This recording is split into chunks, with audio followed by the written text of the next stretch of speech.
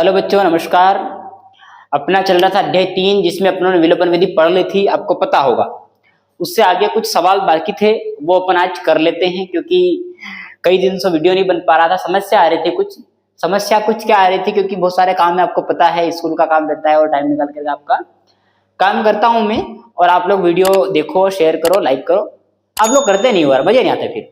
ठीक है, तो इससे आगे अपन चल रहे थे अध्याय 3, जिसमें विलोपन विधि पढ़ रहे थे। विलोपन विधि में मैंने एक सवाल करवा लिया था, और विलोपन विधि का अध्याय 3 का मतलब 3.2 का दूसरा सवाल करा जाए, पहला अपना बाकी था। आज अपन अध्याय 3 का 3.2 का पहला सवाल करेंगे, जिसमें अपन क्या करेंगे, एक्स और वाई की वैल्यू निकालेंगे। और एक्स और वाई वैल्यू किस विधि से निकालेंगे, तो विलोपन विधि से। अपन विलोपन विधि पहले पढ़ रहे हैं, ठीक है, तो पढ़ लेते हैं। जैसे सवाल अपना पहला मतलब दूसरा कर लिया था, पहला बाकी था। और पहला बाकी क्या था, तो सवाल है एक्स प्लस वाई बराबर 5 और 2x माइनस 3y बराबर 4। ये आपका बुक्स का सवाल है, मतलब फर्स्ट सवाल है बुक्स का। मैंने जो करवाया था वो सेकंड था। आपके दिमाग में ये आ रहा होगा कि सर फर्स्ट क्यों नहीं करवाया था, क्योंकि फर्स्ट थोड़ा कठिन था। मतलब उसमें एक्स और वाई की जो वैल्यू आती थी वो बटे में आती थी, मतलब कठिन आता था, इसलिए मैंने वो चीज पहले नहीं करवाई।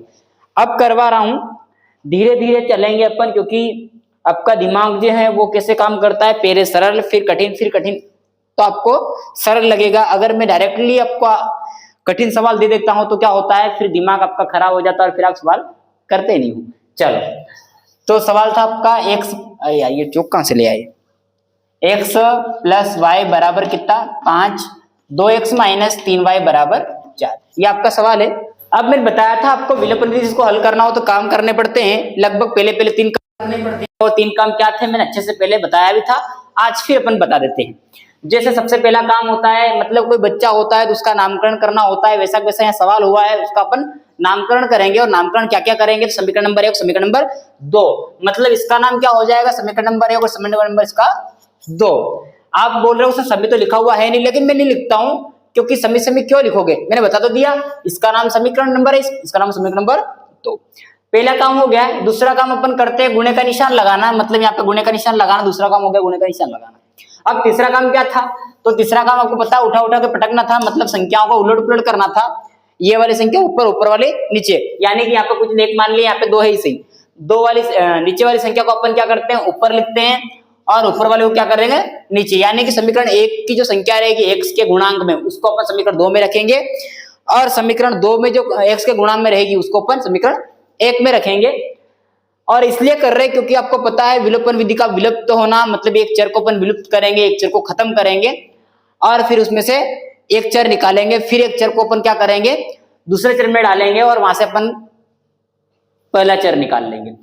तो अपनों ने जो करा था उसको अभी लिखा नहीं है, अब लिखूंगा। ये नहीं, अभी मैंने जो काम करा उसको क्या करा, तो आपको पता होना चाहिए। समीकरण 1 जो है अपनी समी लिख रहा हूं शॉर्ट फॉर्म में, समीकरण 1 में, तो समीकरण आपकी 1 ये है, गुणे का निशान ये किससे कर रहे हैं, 2 से, तो लिखना पड़ेगा 2 से।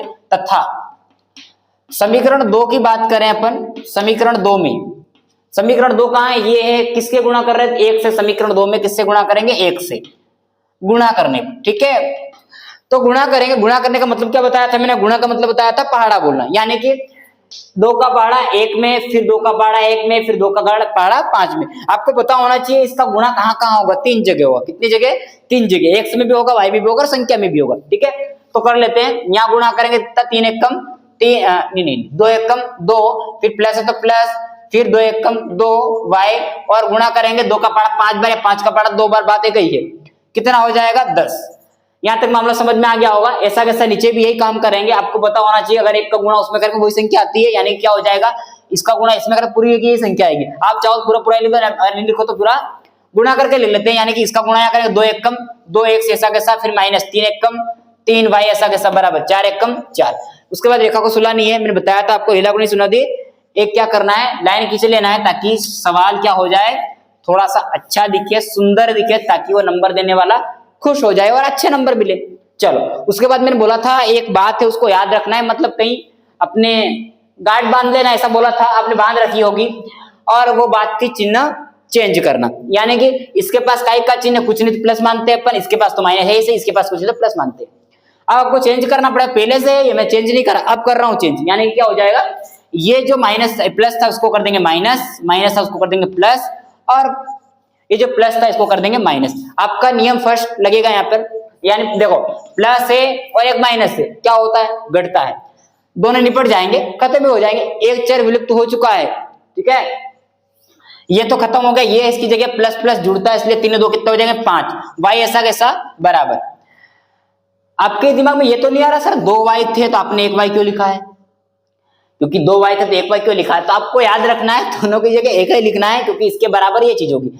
अब प्लस और माइनस क्या घटता है, इसलिए 4 में से 6 10 में से 4 जाएगा 6 बचेंगे, ठीक है। अब y का मान निकालना है तो 5 को इधर भेजना पड़ेगा, अगर इधर भेज रहे हैं तो इसको लिखेंगे नहीं, तो किसको लिखेंगे, y को लिखेंगे, बराबर लिखेंगे 6 लिखेंगे, और ये 5 कहां जाएगा, इसके बटे में, क्या ये दोनों कटेंगे, तो नहीं कटेंगे, क्योंकि 5 के पहाड़े में 5 आते हैं लेकिन 6 नहीं आते, 6 के पहाड़े में 6 आते हैं लेकिन 5 नहीं आते, इसलिए नहीं कटेंगे।